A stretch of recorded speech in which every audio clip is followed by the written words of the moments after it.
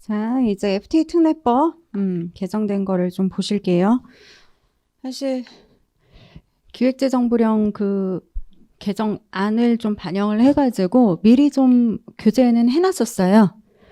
미리 좀 해놨고 지금은 법률 개정된 거랑 시행규칙 조금 이론 부분에서 조금 더 봐야 되는 거 이런 거 위주로 조금 더 챙기도록 할 거예요. 자, 23페이지 봅시다.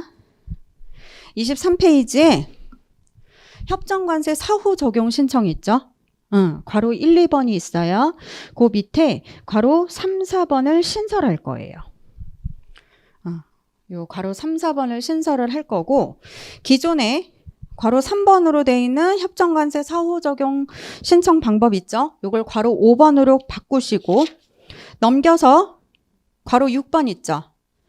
기존의 괄호 5번, 요걸 괄호 6번으로 바꾸시고 수정을 할 거예요. 그러니까 괄호 3, 4번이 신설이 됐고 기존의 괄호 5번으로 되어 있는 애를 괄호 6번으로 바꾸시고 내용 수정할 거예요. 자, 한번 해봅시다. 자, 괄호 3, 4번이 수정이 된 게 뭐냐 하면 지금 괄호 1, 2번이 협정관세를 나중에 신청하는 거죠. 사후 적용을 하는 건데 그 사후 적용 신청을 할 때는 원산지 증빙 서류를 제출을 해야 돼요. 이게 둘 다 돼야 되는 거기 때문에 제가 이거를 괄호 1, 2번 후단 규정으로 사실 해놨어요. 기존에. 그치? 그러니까 뭐 이거를 그냥 냅두셔도 되고 삭제하셔도 됩니다. 어쨌든 원칙적으로 반드시 원산지 증빙 서류를 사후 적용이기 때문에 제출을 하는 게 원칙인데 이게 단서 규정이 신설이 된 거예요. 단서 규정에서 말하는 게 뭐냐? 지금 채약상대국이요. 원산지 정보 교환 시스템이라는 시스템을 구축 운영하고 있어.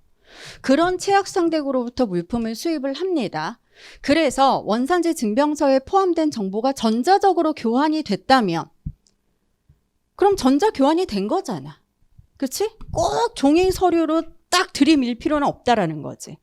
이렇게 시스템이 구축되어 있는 채약상대국에서 수입이 돼가지고 그 원산지 증명서에 포함된 정보가 우리랑 전자적으로 교환이 돼 있다면 이 원산지 증명서, 증빙 서류 중에서 제일 중요한 서류인 원산지 증명서는 제출 안 해도 된다는 거예요. 전자적으로 이 원산지 증명서 자체가 교환이 됐기 때문이지.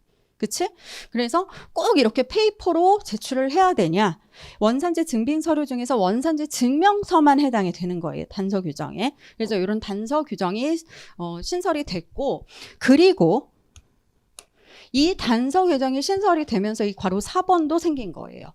지금 원산지 증명서를 제출을 안 하고 있는 거죠. 전자적으로 교환이 되니까.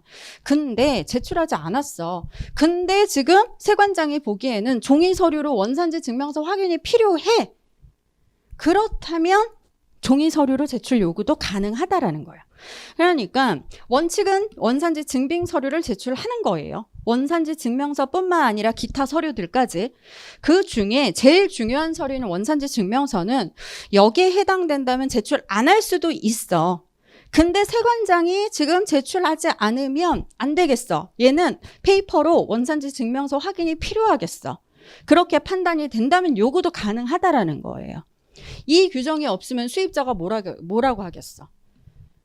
우리 전자 교환 됐는데 뭐하러 이거 서류 요구를 하나요? 이렇게 덤빌 수 있기 때문에 그거를 보완을 하고자 이 규정까지 만들어 놓은 겁니다.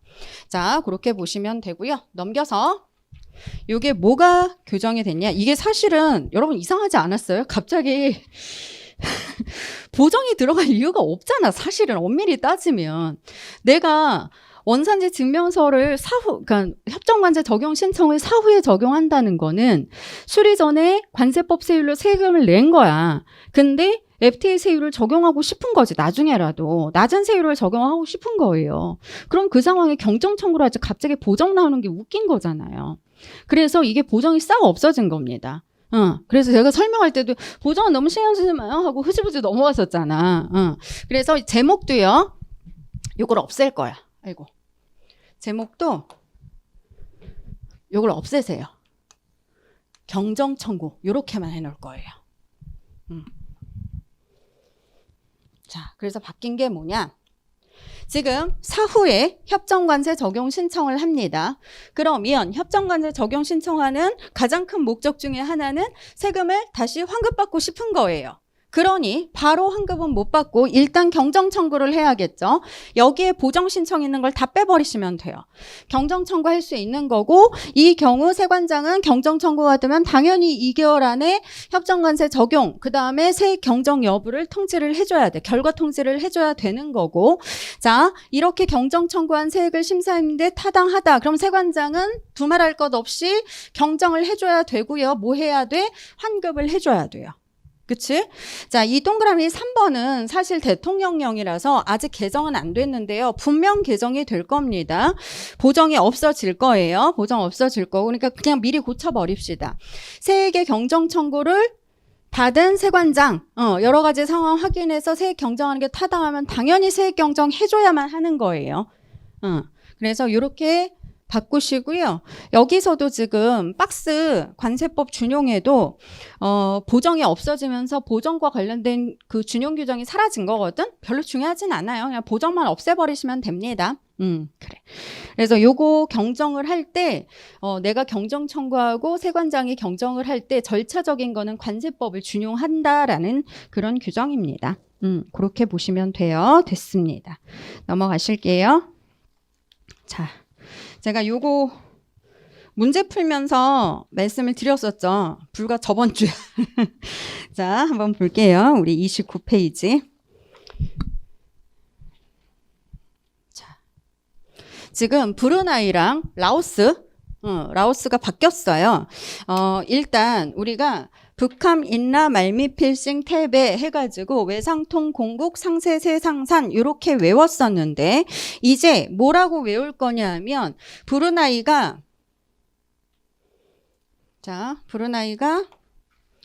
외교통상부가 아니라 이제 재정경제부로 발급기관이 바뀝니다.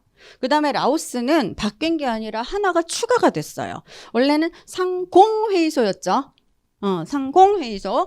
근데 산업통상부도 추가가 된 거야. 산업통상부도. 그리고 나머지는 다 그대로거든요.